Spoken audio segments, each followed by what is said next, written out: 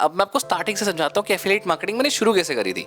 आज से 3 साल पहले जब मेरे पापा मजदूर का काम करते थे और मेरे पास कोई भी इनकम सोर्स नहीं था, मैंने एक कॉम्पिटिटिव एग्जाम्स, आपको पता होगा, आपने सुना होगा, जेई मेंस को ऑलमोस्ट क्रैक कर लिया था, बट मेरा सिलेक्शन नहीं हो पाया था क्योंकि मेरे पास पैसे नहीं थे हॉस्टल में जाने के लिए। इवन मेरे पूरे फैमिली के पास 60,000 रुपये नहीं थे, जो कि मुझे बताने में कोई शर्म नहीं है। और एट दैट टाइम बहुत ज़रूरी होता है कि अब अपने पैरों पर आपको खड़ा होना है, क्योंकि आपके परिवार के पास वो मजबूती नहीं है और आपको पता है कि एट सम टाइम कि पापा का जब हेल्थ ख़राब होने लगेगा तो संभालना मुझे ही है। तो मैंने उस चीज़ को बहुत जल्दी समझ लिया था और 18 से शायद आई थिंक 19 साल की उम्र में मैंने पैसा कमाना स्टार्ट किया। I made my first sale. बहुत मुश्किल नहीं है, एफिलिएट मार्केटिंग उस टाइम पे बहुत ज़्यादा चर्चे में नहीं था, तो करना आसान था, कंपटीशन कम था, there were no lack of leads की कमी तो थी नहीं, इतने लोग थे। पहले तो मैंने अपने दोस्त को ज्वाइन कराया, फिर वहाँ से मेरा पहला अर्निंग मेरे बैंक में आया, 400 रुपये मैंने कमाए और मैंने 500 रुपये इन्वेस्ट करे थे। उसके बाद मैंने फेसबुक पे लीड जनरेशन करी, ग्रुप्स में मार्केटिंग करी, इंस्टाग्राम पे धीरे धीरे करके मैंने स्टोरी स्टेटस मार्केटिंग बहुत अच्छा करा, लोगों का दिल जीता, लोगों को ट्रेनिंग दिया। अपने टीम के अंदर जो भी लोगों ने स्टार्ट करी अपनी जर्नी, उनको काम में लाया एंड कहीं ना कहीं उस टाइम पैसिव इनकम था, तो एक अलग ही जोश था टीम को ट्रेन करने का। और धीरे धीरे करके चीज़ें स्टार्ट हुई। हम लोग फर्स्ट आगरा मीटअप पे गए, जहाँ पे मैंने पहली बार ही कोट पैंट पहना ज़िंदगी के अंदर, और मैंने वो भी एफिलिएट मार्केटिंग से लिया था आगरा के अंदर 5 स्टार में। अगर मैं आपको थोड़ा सा चलो बैकलैश करके दिखाई देता हूँ अपने फ़ोन पे खोल के, कि उस टाइम पे चीज़ें क्या थी ना यार, कि बहुत अलग थी। मतलब उस टाइम पे चीज़ें करना आसान था, ठीक है, लेकिन अगर मैं आपको आज का टाइम बताऊं तो थोड़ा सा आज काफ़ी मुश्किल हो गया है। खैर बहुत से लोग हैं जो मुझे रिलेट कर पाएंगे, मैं ज़्यादा दिखाऊंगा नहीं, ठीक है, एंड लेकिन ध्यान रखना कि कहीं ना कहीं जो चीज़ें हैं वो बहुत ज़्यादा ही मतलब टफ थी, ठीक है। 3 लाख रुपये मैंने आप कमाया, और यहाँ पे तुम देख सकते हो कि इस टाइप से मैं थोड़ा सा साउंड कम कर दूंगा, और इस टाइप से मेरा पे आउट आता था 50-50 हज़ार रुपये। तो ये सब मैंने कुछ प्रूफ्स में तुम्हें सोच रहा हूँ दिखा दूँ, ठीक है, क्योंकि बहुत से लोग हैं जो विश्वास नहीं करेंगे मैंने एफिलिएट मार्केटिंग में इतना कमाया है, बट भाई अचीवमेंट में अगर तुम देखोगे तो काफ़ी सारे लोगों ने स्टार्टिंग कैसे होती थी, डैशबोर्ड कितना अजीब था, लेकिन फिर भी क्योंकि स्टार्टिंग एकदम जीरो थी, स्क्रैच। 50,000 रुपये फर्स्ट टाइम कमाया था, क्या फीलिंग आई होगी सोचो। 50,000 रुपये उस टाइम पे, एज 19 साल था, 50,000 रुपये, और इस टाइम से कहीं आपको याद होगा कि आज से मतलब 21 की बात है, नहीं है, तो ऑलमोस्ट 4 साल पहले की बात हो गई है, 4 साल पहले की बात है ये। और 4 साल पहले स्टार्टिंग ऐसे हुई थी, 1 लाख रुपये यहाँ पे आपने कंप्लीट किया था, और इस तरीके से जर्नी चल रही थी। फिर मैंने अपना पहला लैपटॉप परचेज किया, और एफिलिएट की जर्नी इस टाइप से चल रही थी कि मैंने एफिलिएट मेरे लाइफ में सबसे बड़ा टर्निंग पॉइंट था। मतलब जो मैंने सीखा, जैसे 5 लाख कमा लिए, फिर यहाँ पे मेरे स्टूडेंट्स भी कमाना स्टार्ट कर रहे हैं, तो ये सब चीज़ें क्या थी ना, मतलब मेरे लिए काफ़ी कुछ मेरे को सीखने को मिल रहा था यहाँ पे। फिलहाल इसको बंद करते थे, दिल से दिल तक बात करते।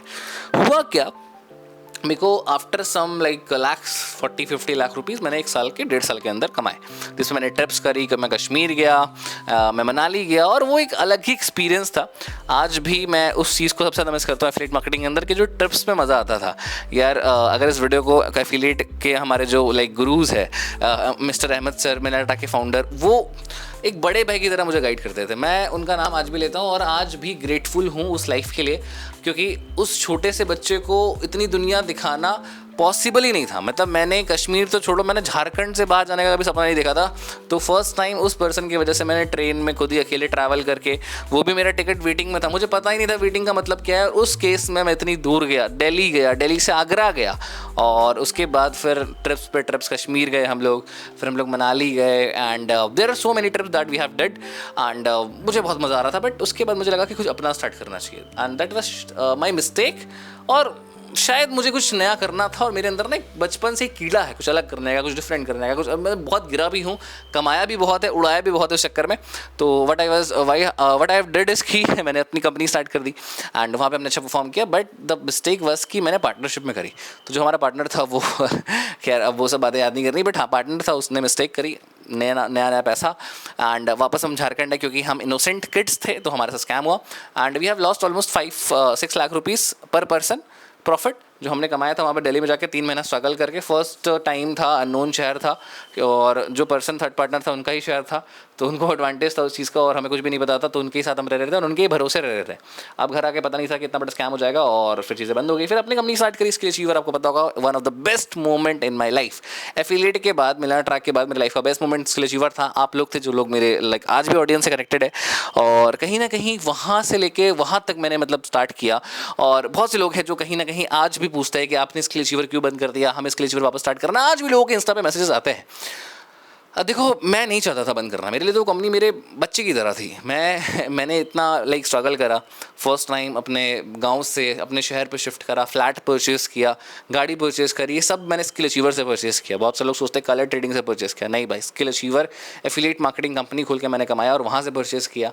और उसके बाद धीरे धीरे चीज़ें बेटर होती गई, अच्छी होती गई, सेल्स आने लगा, है ना। लोग हमारे साथ जुड़ते चले गए। हमारा टर्नओवर पहले ही 2 दिन में 10 लाख को क्रॉस कर गया। 1 महीने में हमने टर्नओवर ऑलमोस्ट 15 लाख को क्रैक कर लिया था, 20 लाख को क्रैक कर लिया था। उसके बाद 3 महीने के अंदर हमने ऑलमोस्ट 70 लाख का टर्नओवर क्रैक कर लिया था। तो ये हमारी जर्नी बहुत अच्छी चल रही थी। बट उस टाइम पे एक टर्म आया जिसके बारे में शायद मैं यूट्यूब पे नहीं बोल सकता, आपको पता होगा, सीटी। यहाँ पे मैं आपको पता होगा। तो यहाँ पे मैं आपको बता दूंगा, ठीक है, लिखें कि क्या था वो टर्म। तो उस ट्रेडिंग फील्ड ने मुझे लाइक बर्बाद कर दिया। एंड मेरे लीडर्स सब चले गए, मेरे लोग सब चले गए और मेरे पास कोई ऑप्शन नहीं बचा। और ऑल दो मैंने आपको पहले समझाया कि मैं एक लोअर मिडिल क्लास फैमिली से हूँ और मेरे पास सेविंग्स नहीं थी। मैंने गलतियाँ क्या करी एफिलिएट मार्केटिंग में कि मैंने कोर्सेज सेल करे और शो ऑफ के चक्कर में, डैशबोर्ड को इंक्रीज़ करने के चक्कर में जो मैंने अपनी गलतियाँ करी। अच्छा, एक डेडिकेटेड वीडियो में और बनाऊंगा कि what 5 mistakes that I have made in affiliate marketing and ऐसी 5 चीज़ें क्या थी जिसकी वजह से मैंने 50 लाख की इनकम करी। इसके बारे में भी वीडियो आएगी, तो चैनल को सब्सक्राइब करना। अब से यूट्यूब पर बहुत सीरियस हो चुका हूँ मैं। हाँ, तो अभी फिलहाल की जर्नी वाली वीडियो है तो उसको कंटिन्यू करते हैं। तो अब यहाँ पे तुम्हें समझ में आ रहा होगा कि बहुत अच्छी चीज़ें चल रही है। तो दिक्कत हुई कि कलर ट्रेडिंग जो आया उसके वजह से कहीं ना कहीं चीज़ें ख़राब हो गई। और वो जब ख़राब हुई तो फिर ऐसी ख़राब हुई कि अब क्या बोलूँ मैं, सारे लीडर्स चले गए। कंपनी का सेल्स जहाँ पे 1 लाख 1.5 लाख आता था, जहाँ पे हमारे एक्सपेंसेस महीने के 1 लाख रुपए थे, वो घट के 20,000 हो गया। जहाँ पे हमारा जो प्रॉफिट है वो ऑलमोस्ट मुश्किल से 50-60 हज़ार बन रहा था, 1 लाख बन रहा था, क्योंकि हम जीएसटी वगैरह सब फाइल करते थे, सारी चीज़ें हमारे लीगली चल रहे थे, पे आउट टाइम से आ रहा था। बट जैसे ही सेल्स गिरी कलर ट्रेडिंग की वजह से अल्टीमेटली मेरा मोटिवेशन, मोरल सब डाउन हो गया। फिर भी मैंने 1 महीने तक डिफेंड करा और 1 महीने बाद जब मेरे ऑफिस के स्टाफ ने छोड़ दिया, ठीक है, ऑफिस बंद होने की कगार पे आ गया, then I have started colour trading. क्योंकि ऑप्शन नहीं था, परिवार थे और मजबूरियाँ थी। मैं आज भी बोल रहा हूँ, अगर मेरा परिवार स्ट्रांग होता ना तो मैं कभी भी एफिलिएट मार्केटिंग को छोड़ता नहीं, या फिर अपनी कंपनी को छोड़ता नहीं, या फिर मिलना टक नहीं छोड़ता, जो भी है। बट आज करना पड़ा बिकॉज पैसा कमाना था और कोई बैकअप नहीं था, ना कोई बड़ा भैया ना कोई पापा। मतलब पापा अच्छे हैं नो डाउट, बट बैकअप नहीं था, पैसा नहीं था। तो obviously then I started colour फिर से वो वर्ड बोल रहा हूँ, आई स्टार्टेड दैट ट्रेडिंग जो भी था कलर वाला।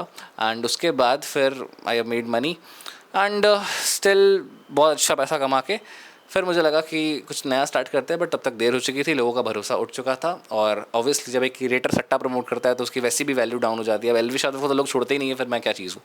तो रिस्पेक्ट खत्म हो गई। और कहीं ना कहीं आज भी बहुत मन करता है दिल से कि एफिलिएट मार्केटिंग स्टार्ट करूँ, कंपनी स्टार्ट करूँ। सपने आते हैं, ट्रॉमास आते हैं।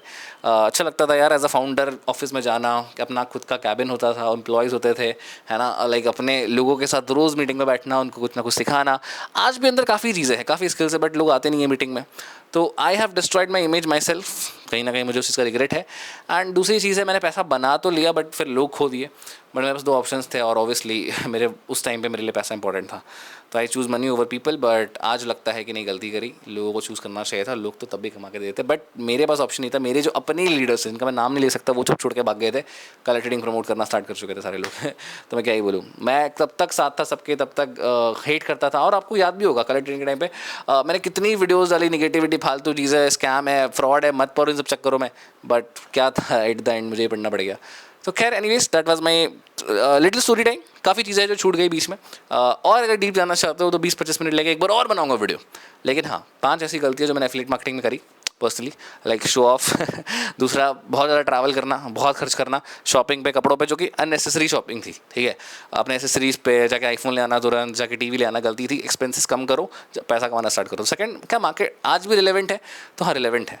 मिला ट्रैक आपका पे आउट नहीं दे रहा भाई, जेन्युइन कंपनी है, पिछले 8 साल से 7 साल से चल रही है शायद। अब तो अंधा भरोसा हो गया। अगर कंपनी 1 साल के लिए भी पे आउट रख दे तब भी मेरे को बोलूँ, कोई मेरे को आके बोले कंपनी भागेगी, मैं बोला नहीं भागेंगे भाई। वो है अहमद इरफान है भाई, है ना, वो नहीं जाने देगा कंपनी। वो प्यार करता है तुम लोगों से यार, वो बंदा दिल का बहुत बड़ा है, पता नहीं क्यों। मैं गया था अभी, दिल्ली गया था, ठीक है, कुछ काम से उनसे मिलने गया था। 4-5 दिन उन्होंने होटल फ्री में दिया, ठीक है, 5 स्टार होटल में स्टे कराया, चीज़ें करी। मेरा मन था एफिलिएट में करने का, बट फिर वही होता है ना कि जो चीज़ें छूट जाती है वो फिर छूट जाती है, फिर हो नहीं पाता है। तो वही चीज़ें थी। बट आज भी मन करता है एफिलिएट में वापस आने का। अगर आप लोग लाइक कमेंट करोगे और मुझे चाहोगे कि मैं वापस और आपको वापस से वो चीज़ें सिखाऊं जो पिछले 3-4 साल में मैंने अपने एक्सपीरियंस से सीखा, चाहे वो लीड जनरेशन हो, फॉलो अप हो, क्लोजिंग हो, ऑटोमेशन सिस्टम हो, सारी चीज़ें, मतलब वो तो देखो कोई भी चीज़ आपको सिखा सकता है, आप यूट्यूब सीख सकते हो, लेकिन जो एक्सपीरियंस है वो बंदा वही कर सकता है जिसने वो चीज़ करा है। वो आपको पता होगा ना हथौड़े वाली कहानी कि हथौड़ा मारना कहाँ है, वही चीज़ तो सीखा है 20 साल में, तभी तो उसके लिए 10,000 रुपये ले रहा हूँ। मारना तो बहुत आसान है, कहाँ मारना है वो इंपॉर्टेंट है।